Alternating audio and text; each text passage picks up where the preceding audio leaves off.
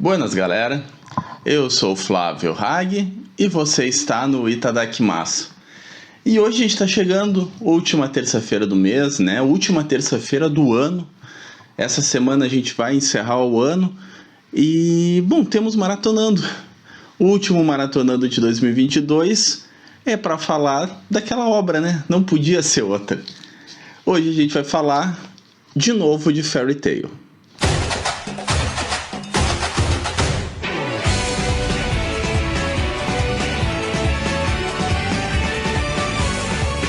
Bom, galera, esse já é o quarto maratonando de Fairy Tail, né? Então vocês já sabem como é que funciona a nossa coluna. A gente está fazendo uma leitura coletiva de uma obra. Hoje a gente vai falar de Fairy Tail. A gente também tem mais duas obras participando do maratonando, né? Que é Bleach e One Piece. Ambas estão seguindo a publicação da Panini. Então por isso que elas demoram para ganhar vídeo. E hoje a gente já vai para o nosso quarto vídeo falando de Fairy Tail, né? A obra do Hiro Mashima. Hoje é para abordar os volumes 31 até o 40, na verdade até metade do 40, né? Que é quando a gente tem ali um arco só. Até curioso, né? Esse é o primeiro vídeo que a gente só vai falar de um único arco. Até então Fairy Tail era uma série com vários arcos. Os arcos aconteciam sempre em 2, 3 volumes, 4 no máximo. Dessa vez não, dessa vez a gente tem 10 volumes para um único arco. E não se enganem, pessoal, isso não foi necessariamente uma coisa tão boa assim. Bom, vamos começar situando onde é que a gente parou, né, no último vídeo. Vou botar ele aqui no card para vocês assistirem. No último vídeo de Fairy Tail, a gente tinha comentado que tinha rolado um time skip grande na obra, né? 7 anos tinham se passado e os personagens principais da Fairy Tail tinham ficado adormecidos durante esse tempo. Então eles voltam para os dias atuais, estando 7 anos mais novos do que todo mundo que eles conheciam, né? Todo o universo se expandiu ao longo de 7 anos, enquanto os principais membros da Fairy Tail estavam adormecidos. Já de cara a gente tem algumas mudanças no cenário bem interessantes, que nos deixam bem curiosos, né?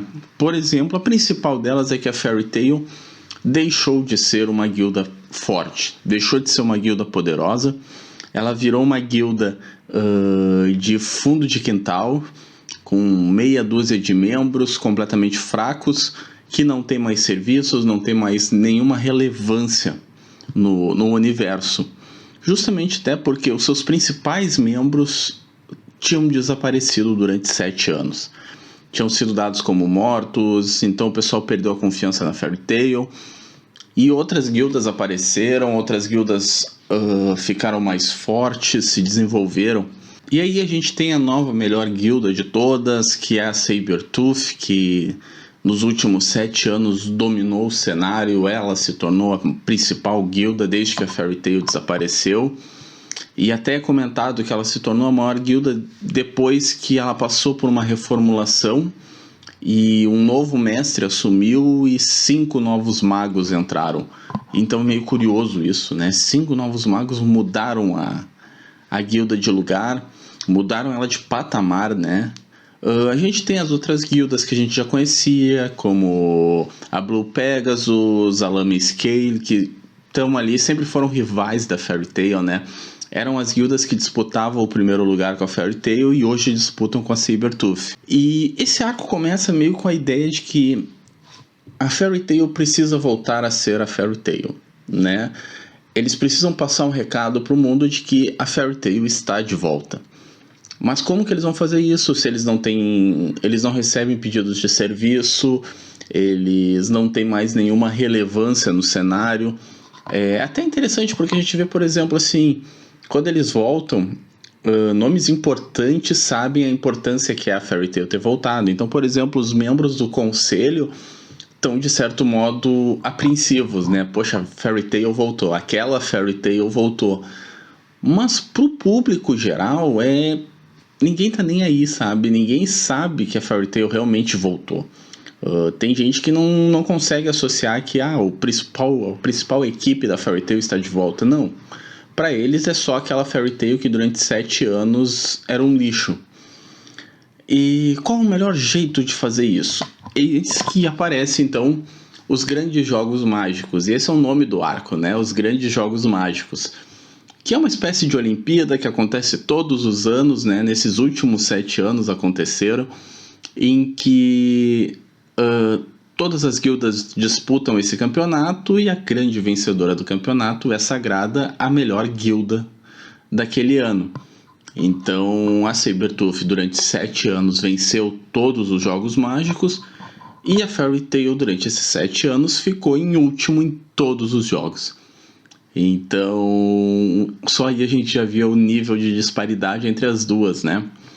Mas obviamente o grupo principal da Fairy Tail resolve participar e diz que eles vão ganhar esse jogo para que a Fairy Tail volte a ser a principal guilda. Óbvio, cada um tem suas motivações, né? O mestre ali não diz, mas ele quer que a Fairy Tail ganhe porque tem um gigantesco prêmio em dinheiro. Mas muitos é pela questão de tudo que os membros que ficaram, né? Os membros que viveram os 7 anos passaram, sendo ridicularizados, sendo feitos de capacho por outras guildas. Então é um arco que ele vai muito pro lado do companheirismo. Ao mesmo tempo, a gente acaba encontrando, né? Lá vem ele de novo, sempre ele. O Gelal aparece outra vez. Ele montou uma nova guilda independente, né? Que é ele, a Ortia, e eu esqueci o nome da terceira guria, né? Que essas duas eram da Griamore Heart. E elas meio que se arrependeram, se juntaram com o Gelal para acabar com as guildas das trevas. Mas obviamente por serem criminosos eles não podem ser uma guilda oficial. Então eles são meio que uma guilda independente. E o Gelal aparece para conversar com o grupo da Fairy Tail. E ele conta que ao longo dos 7 anos ele esteve investigando. E no meio dos grandes jogos mágicos sempre tinha um poder meio assustador. Um poder que lembrava muito o poder do Zeref. Só que como eles são eles são procurados, né? Eles são criminosos, eles não conseguem participar dos jogos mágicos para ver. Então, meio que a Fairy Tail entra também nesse pedido do Gelal. Eles, além de participarem da disputa para poder se tornar a maior guilda de novo, eles vão entrar também investigando o que é esse poder misterioso que o Gelal tem sentido. Bom, pessoal, como vocês podem imaginar, esse é um arco com um grande arco de torneio, na verdade, tá? Ele, dos 10 volumes aqui, eu acho que mais ou menos até o 38, deixa eu ver a capa, isso. Até o 38, ele basicamente é a disputa dos jogos, tá? A gente até tem ali algumas tramas acontecendo em paralelo, eu já vou entrar nisso, mas o grande foco são os jogos. E eu vou ser bem honesto com vocês, eu achei... É um arco bem interessante. Um amigo meu ontem, quando eu terminei de falar do arco, quando eu terminei de ler o arco, ele pegou e me disse, nossa, tu não reclamou desse arco no Twitter. E realmente é verdade, eu pensei isso depois, eu não fiquei reclamando desse arco. Porque ele foi um arco interessante, eu acho que eu tenho que admitir isso, ele foi um arco bem legal, só que ele tem um problema seríssimo, que é o que mais me incomodou nele, tá? Como eu falei ali antes pra vocês, a gente tem só um arco nesses 10 volumes, tá? Só um arco acontece, e o problema disso é que passa a impressão de que o Mashima vai conseguir trabalhar bem tudo, né? Pô, ele tem 10 volumes para contar um único arco, então dá para trabalhar tudo direitinho. A verdade é que ele não fez isso. Eu acabei de mostrar para vocês aí uma pequena diferença, né? 8 volumes só para ele contar a grande disputa, né? As batalhas, os jogos. E aí os últimos 2 é um encerramento do arco, né? Aquele poder misterioso que o Gelal vinha sentindo, ele se revela nos últimos 2 volumes. E sabe, gente, eu acho que não casa. Eu falei pro meu amigo esse até que, cara, não casa. Pra mim parece que aquilo ali não devia estar ali, sabe? Eu vou tentar me explicar melhor agora. Bom, a gente vai vendo toda a batalha, né, todo o campeonato, e é interessante porque chega já nas 8 guildas finalistas, eles fazem meio que uma seleção no começo, e aí chega nas finais com apenas 8 guildas. Na verdade, apenas 7 guildas, porque a Fairy Tail é tão poderosa que ela conseguiu passar 2 times para a final. Isso já é o primeiro impacto que todo mundo sente, sabe? Que todo mundo fica tipo...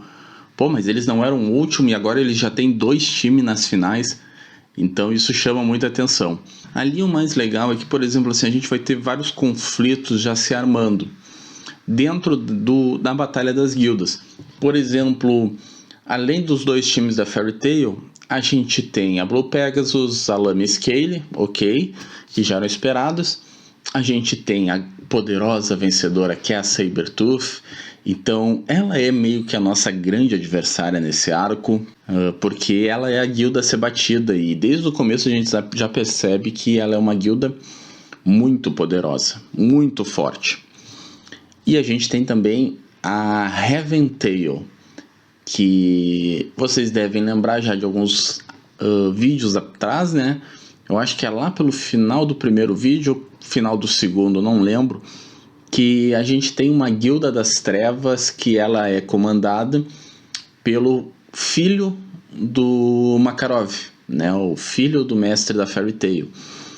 E, bom, essa guilda das trevas deixou de ser uma guilda das trevas, virou uma guilda oficial e ela agora está disputando os jogos e a grande missão dela é acabar com a Fairy Tail. E então a gente já vai ter esses conflitos, sabe? Primeiro com a Sabertooth para tirar deles o posto de primeiro lugar. A gente percebe que alguns membros da Sabertooth têm meio que uma admiração pelos grandes membros da Fairy Tail. Eles têm 2 caçadores de dragões que são fãs do Natsu e do Gagel, mas ao mesmo tempo eles acham que não, a gente já superou eles. Eles ficaram 7 anos parados no tempo, a gente já superou eles, a gente vai estraçalhar eles. E é interessante porque a gente fica vendo a Sabertooth como uma grande rival nesse arco. Tem a Heaven Tail, de novo, ela tem como missão destruir a Fairy Tail, então a gente já vai desde o primeiro volume ver que eles não vão ser tão justos, eles vão tentar trapacear, eles vão tentar sacanear a Fairy Tail para que a Fairy Tail fique em último, perca, para que eles possam destruir a Fairy Tail. É a grande missão deles nos jogos. E a gente vai vendo então essas partidas, essas batalhas... vai se envolvendo muito sentimento. Depois a gente vai ter uma outra guilda ali, a Mermaid Scale, acho que é o nome. É a escama de sereia o nome da guilda. E que a gente vê ali que 2 personagens têm ligação com o passado da Elsa e do Gelal. Então ali já tem um confronto que também vai acontecer. A gente começa a ver a questão da Sabertooth, que ela é uma guilda que... ela é completamente o oposto da Fairy Tail. Enquanto a Fairy Tail prega ali o companheirismo e que a força da família, né, a força da guilda torna eles mais poderosos, a Sabertooth é o contrário. Perdedores são expulsos da guilda, né? Tem uma garota que ela perde uma das batalhas e no mesmo dia ela é expulsa da guilda. Então é bem complicado. A gente vê que é uma guilda que ela começa a despertar o ódio da Fairy Tail. Mais do que se tornar uma rival, ela começa a ser uma inimiga. Vários momentos a Fairy Tail fala para eles: vocês têm certeza que vocês querem comprar essa briga? Vocês querem se tornar nossos inimigos? Porque o que vocês estão fazendo é completamente oposto ao que nós fazemos. E vai se criando essa rivalidade muito forte entre as duas. Em paralelo, vai acontecendo assim, de um modo muito devagar, mas muito devagar mesmo, toda aquela questão do poder misterioso que o Gelal estava sentindo. A gente vê que o reino ali, né, o rei e seus ministros, eles têm alguma coisa, eles têm um plano ali, um tal de plano eclipse, que eles precisam de uma feiticeira celestial, eles precisam roubar as chaves do zodíaco, mas tudo vai acontecendo muito devagar, mas muito devagar. Aí parece que o plano é para voltar no tempo e matar o Zeref, depois o plano muda e as coisas do nada acontecem, sabe? E eu acho que é mais ou menos nesse sentido. Por isso que esse é um arco que me incomodou muito, esse final dele. Porque deveriam ser 2 arcos separados e o segundo arco deveria ter sido muito melhor trabalhado. O arco em si da batalha ali, dos grandes jogos mágicos, é um arco muito bom. Ali eu tenho que dizer, eu gostei demais, baita batalha, sabe? Tem umas batalhas fantásticas, pessoal. Tem as duas que me marcaram muito. A batalha dos Matadores de Dragões, que é quando o Gagel e o Natsu enfrentam os 2 matadores da Sabertooth. Fantástica batalha. E depois a gente tem uma batalha tripla entre 3 garotas, né? A Elsa, a líder das sereias e a líder da Sabertooth. Quando as 3 se enfrentam, putz, que batalha legal também. Mas o problema é que quando acabam os jogos mágicos, tem toda a revelação do que estava acontecendo nos bastidores. E do nada é uma coisa muito grande, é uma coisa muito forte, mas de novo, que é do nada. Né? Aí a gente descobre que a Lucy voltou no tempo, então temos 2 Lucies, temos uma do passado, uma do futuro. Essa do futuro voltou pelo portal e aí ela contou que o mundo vai ser destruído por dragões, né? Porque assim que acabar os jogos, 10.000 dragões vão destruir tudo. E ela volta no tempo para avisar isso pro pessoal. Ao mesmo tempo, a princesa já sabia disso porque ela tinha tido um contato com outro viajante do tempo que contou para ela como destruir os dragões.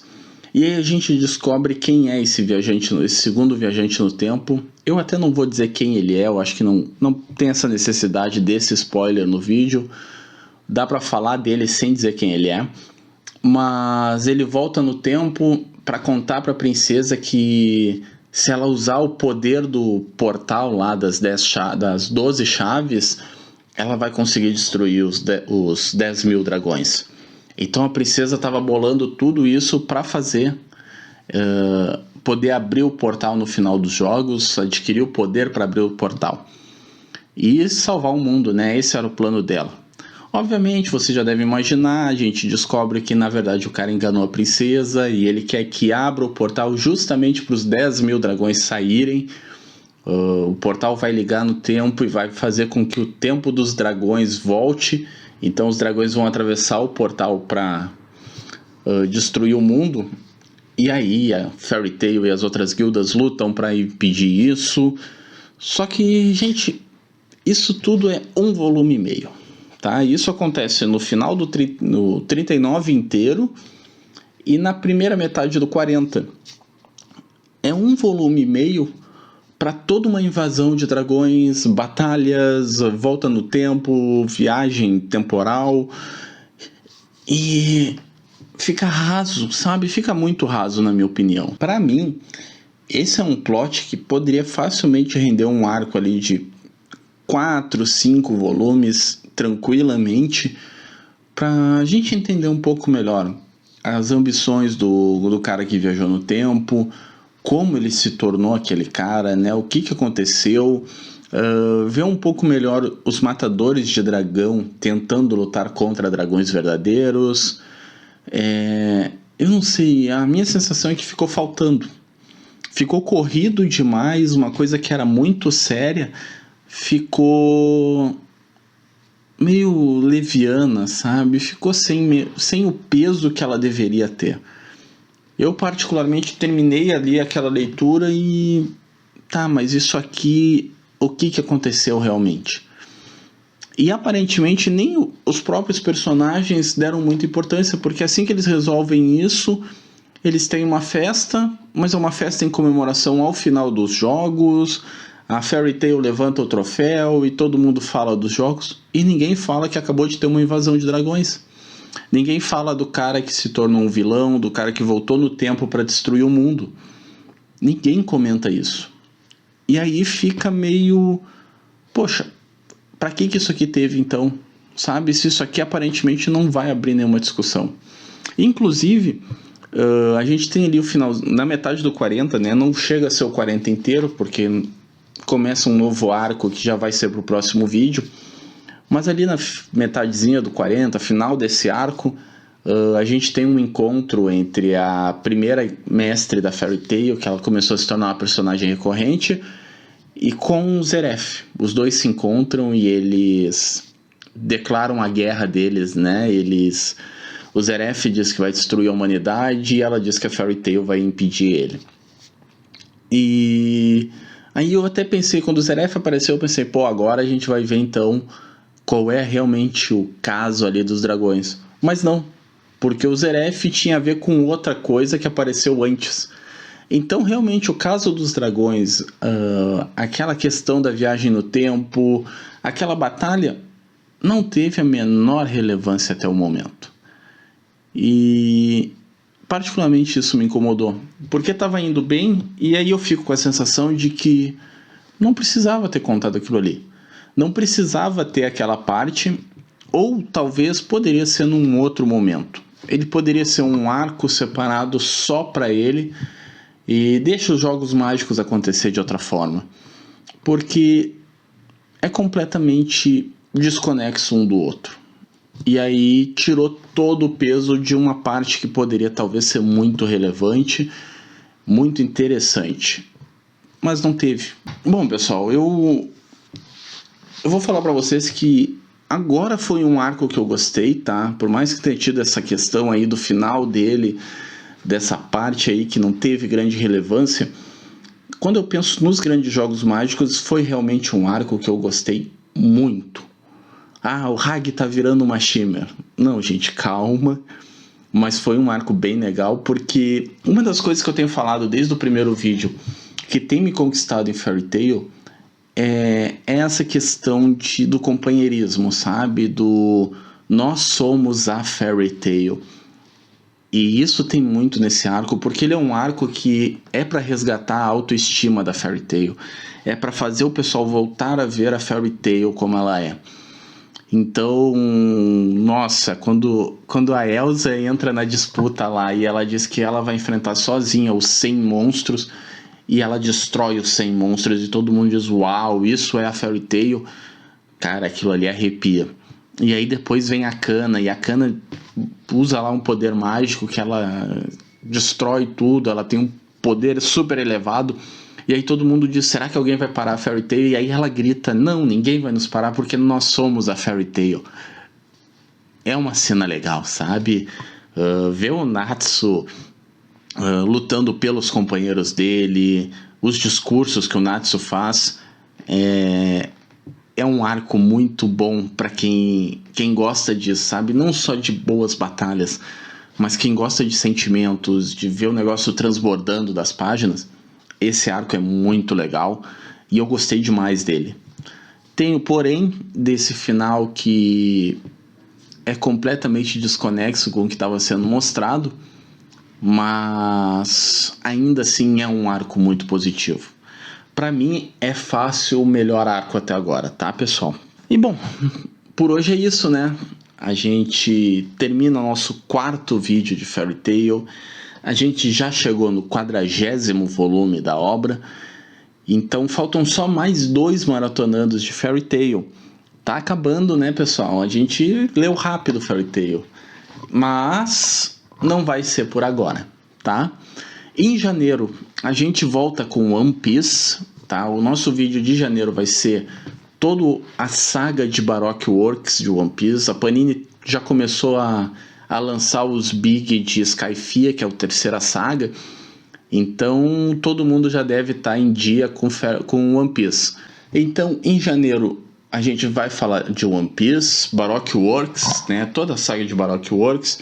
Nos tancos isso vai do volume 13 até o 23. E na edição Big, isso aí, Big não, né? Trig, porque são 3 em 1. Mas na nova edição da Panini, ele vai do volume 5 até o 8. Então, leiam One Piece se vocês ainda não pegaram a saga da Baroque Works. Eu quero reler muito essa saga, porque é uma saga que eu gosto bastante. E em fevereiro a gente vai ter Bleach de novo. Eu acho que é em janeiro que saiu o último do arco da Soul Society. Então em fevereiro a gente volta a ter Bleach. Por isso os próximos 2 maratonandos não vão ser Fairy Tail, né? Vamos de novo, janeiro One Piece, fevereiro Bleach. Em março a gente volta com Fairy Tail, a gente vai ler do final do 40 até os 50. E aí vão faltar só mais 2, né, gente? Em abril a gente termina a Fairy Tail. E aí vamos começar a conversar qual vai ser a nossa próxima maratonando, né? Depois de Fairy Tail. Mas, bom, isso é mais pra frente, né? Não esqueçam de se inscrever no canal, deixem seu like, compartilhem esse vídeo.